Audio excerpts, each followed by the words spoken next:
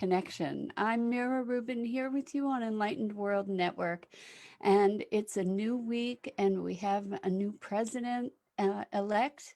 And it's been a really, really interesting time. And so today's topic is reset and what it looks like to sort of step off the hamster wheel and give ourselves permission to uh, create a reset and start fresh. So before we get started, let's just take a couple minutes to take a deep breath in through your nose. Hold it and imagine clean, crisp oxygen flooding your lungs, flowing into your bloodstream, nourishing all your cells and all your organs, and bringing vital energy into every part of your body. And as you exhale, exhale any stress, any tension. And now let's take another deep breath in through your nose.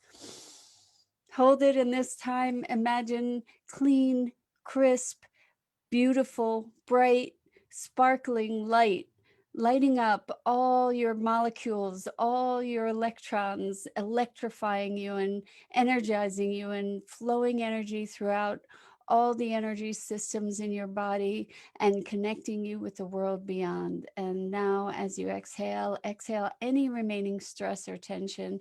And let's just take a moment to get present to our physical bodies by pressing your palms gently together and softly rubbing your fingers against your palms. Feel the tingling and the tickling and the deliciousness of that sensation, and allow yourselves to become present right here, right now. Welcome, welcome. So I'm steering clear of the details of politics, but I can say that for myself, and I'm sure for so many of you, this past week and leading up to the election and the days after the election were emotionally challenging for so many of us. And while some of us are celebrating, others of us are distraught. And what we get to do now is recognize that we are in a new cycle or a new phase. And uh, I know for myself, I really needed an emotional reset. I personally found the stress of the election to be much greater than I had anticipated, and I don't know if that's something that you're experiencing as well. You know, after a time of high energy or um, super intense emotional engagement, when there is a resolution or when there's an emergency, same dynamic. When there's an emergency, after the emergency passes, all that adrenaline just sort of leaves sort of a deficit of sorts, and there's a letdown. And so I don't know if you're experiencing that. I can say that I did. And I really just felt exhausted. And I didn't realize how, as I said, how much of a toll the atmosphere in the country, the uh, the tension of the election. I really didn't realize how profoundly I was impacted by it, or I reacted to it. And so I I saw myself sort of crash afterwards to just say, oh my gosh, I just felt depleted and needed a reset. And so I'm wondering if you guys have experienced anything similar, and regardless of the outcome, how you're managing, you know, regardless of what the outcome, whether the outcome was favorable or unfavorable in your mind, I'm wondering how you are managing in this place where we at least have a decision. And for me, I found uh, two two two pathways that I found helpful. Well, three. So one was going into nature. It really, just to connect with the ground. And we were very fortunate where I am in Pennsylvania to have incredibly beautiful weather in the 70s, and which is crazy for November. Thank you, global warming. But it it was really, really a beautiful weekend for weather. And so I had the inspiration. Good morning, Dido. Welcome, welcome. I'm so glad you're here. And welcome to everybody else who's joining us this morning. Thank you so much for being here. And we're kind of talking about a reset in the aftermath of all the emotional tension of the election specifically, and what do we do to care for ourselves when we need to reset ourselves emotionally and energetically. So for me, going into nature, I gave myself a huge treat of going to the beach. And good morning, Ross. Great to have you here. I'm so glad you're joining us. um, Ross, are you in the US? I'm thinking you must be because you're saying good morning, but I'm not sure. um, we're talking about how do we reset ourselves from emotional tension, which I think probably everybody in the country experienced over the past week or more, related to the election. So, um, going into nature, putting your feet, oh, California, wow, you're up early. Thank you for being here. That's awesome. Um, anyway, putting your feet on the ground, putting your feet in the sand, putting your feet in the water, all of those things, being able to sit in nature, to listen to nature, to feel the air, to smell those scents, to experience ourselves as part of something greater. That helps as a reset for me. And I'm wondering if that is effective for you. It really makes a big difference. And sleep really gives our cells and our brains an opportunity to readjust and relax and release and revitalize. So you might be feeling a greater need for sleep. If you do, honor that, and do take yourself out into nature. Do take yourself out where you can appreciate the breeze and the delightful weather, if there is delightful weather. And if it isn't delightful weather, maybe just find a way to connect with nature in a way that it nourishes you. I'm just listening to the birds made such a difference for me and really, really helped. And also baths. I don't know if you're a bath person, but I am. And Epsom salt baths make miracles in my experience. So that's been really helpful. I kind of pulled out all the stops. I did energy work on myself. If you know how to do tapping, that's really a powerful personal calibration or recalibration tool to clear energy blocks or energy uh, jangledness. I know that's not a word, but so there are all kinds of things that we can do. And one of the things that I notice about a reset that's really, I think, what makes it work is stepping outside the normal routine. So whatever it is you're doing that is part of your normal routine, a reset for me happens best when I step out of those routines, when I go do something different than what I normally do. And that, by contrast, sort of jangles, just shakes things up inside to be able to have them settle back down in a little bit of a new way, maybe. The others of you might find exactly the opposite, that clinging, not clinging, but following a routine, adhering to a routine might be comforting for you. And maybe that will give you a reset that you're hungry for. In any case, we have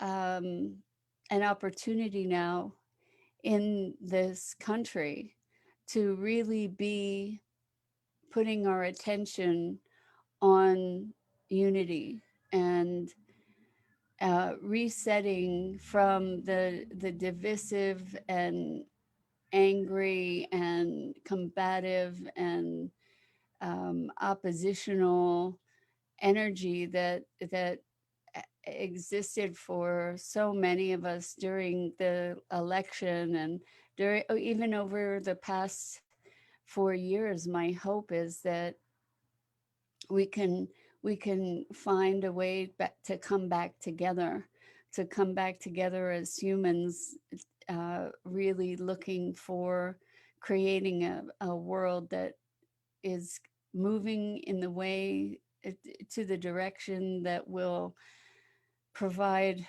um, provide a thriving, an opportunity for all of us to thrive. How about that? And to come together,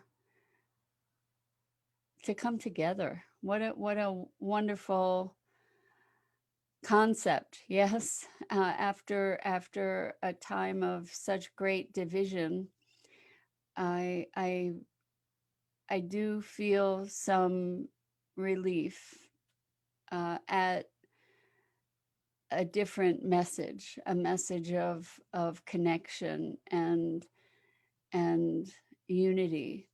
And I'm hoping that we can all find some possibility in that idea, that we can heal wounds, that we can bring ourselves to connect with one another and generate positive uh, positive possibilities collectively. So I'm hoping that we can do that together. I'm hoping that wherever we were, that whatever our our politics, that we can find a way to communicate past those differences. Ross says, like walking away from a bad breakup. Yeah, I just have, it was shocking to me to realize how emotional this whole period has been for me. I was on a call on Saturday with some folks from different countries, and we hadn't yet had the results of the election, and they were asking how it was here in the US and how it was for me. And I just found myself welling up with tears, not not because I thought the candidate I voted for was going to win or lose, but because of the deep separation that has occurred in our country, that's been nourished and nurtured in our country, and our factionalization, how our polarization. And it's tragic. It's really, really tragic, because I believe that we have so much more strength when we work together, and when we find ways to communicate with one another and across bridges. And I believe we're called now to find a level of compassionate understanding and communication that we've never been called to before, because what we can see is that the country was split 50-50 almost. And it's this I know that we're not all going to agree about everything, or maybe even lots of things, but hopefully we can agree on our humanity and find a way to speak our minds in a way that is peaceful and respectful, and take take effective action from that place of compassion and humanity.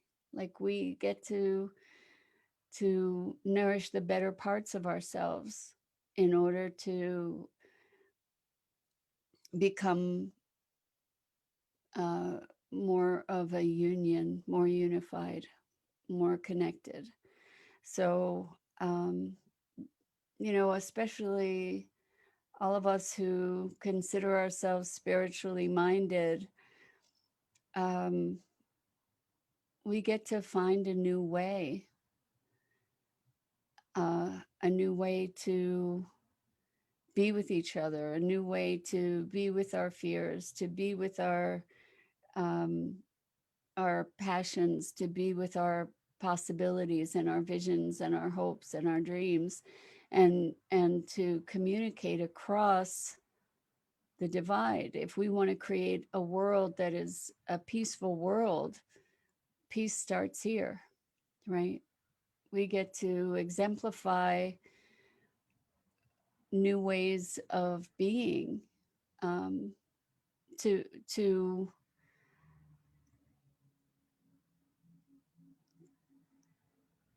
to live our highest values with one another, to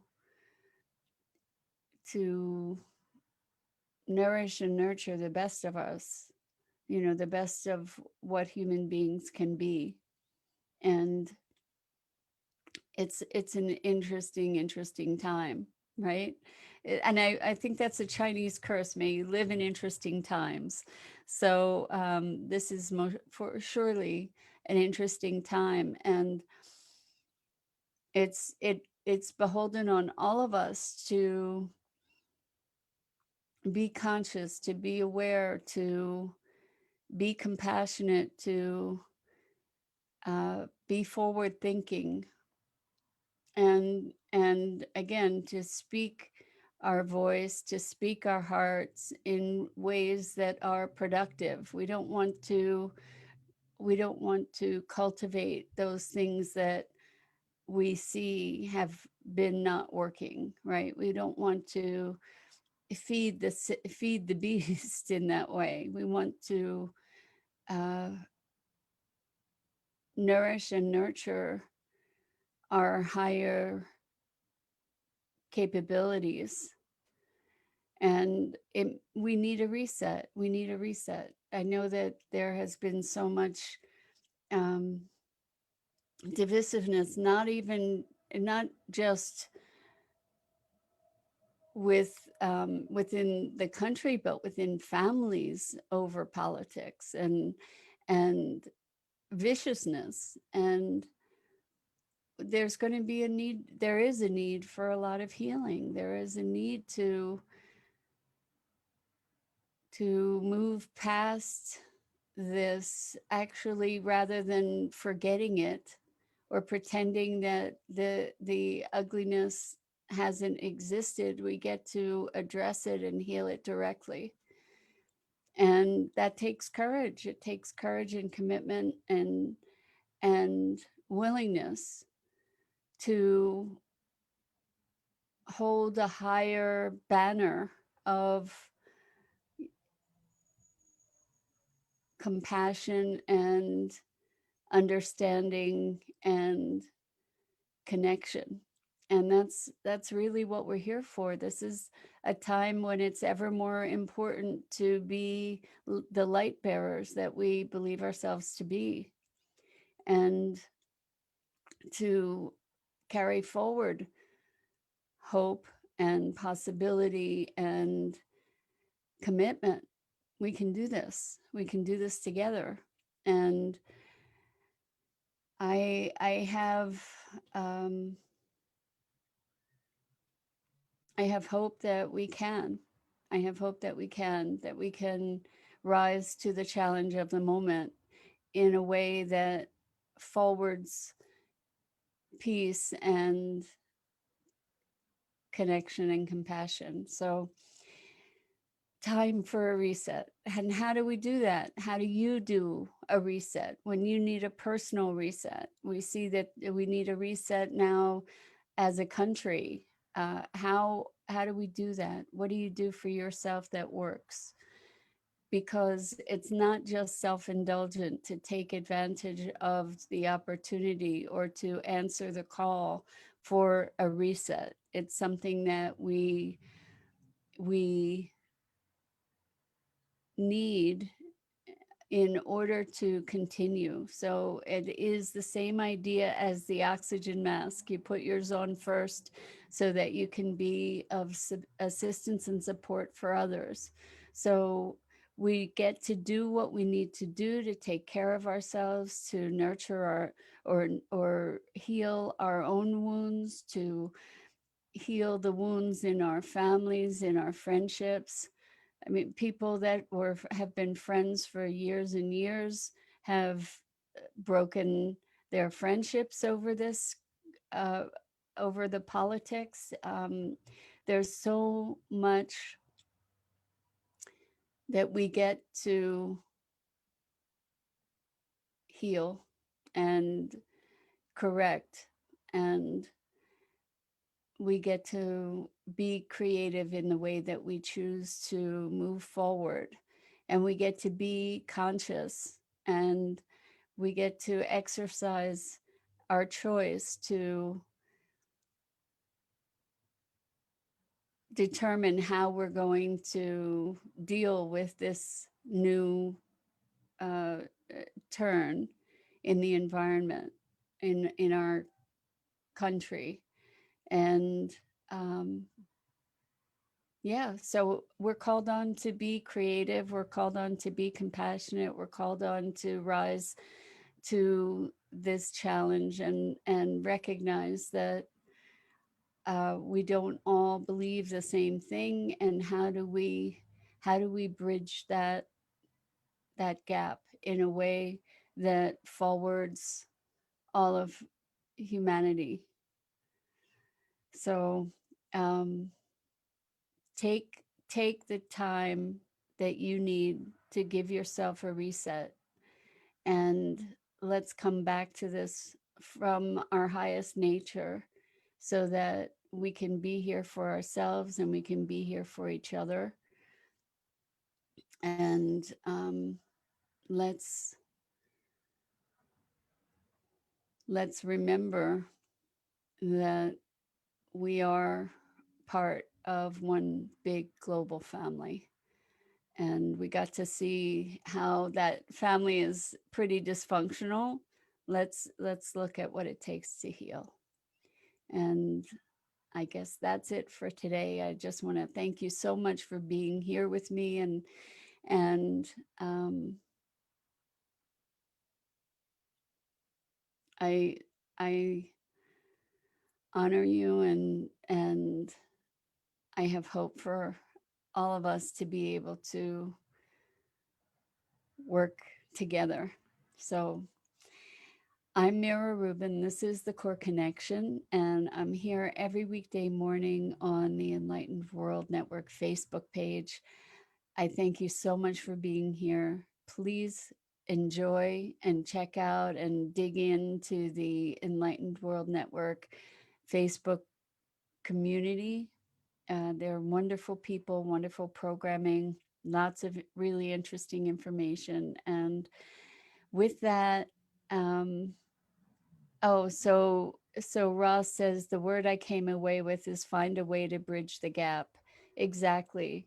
That's our biggest challenge, is to find a way to communicate across our differences and bridge the gap. So thank you for that, Ross, and thank you so much, Dido, for being here, and for everybody else who's joining us. And together we can do this. We can find a path to peace. So until next time, lots and lots of love.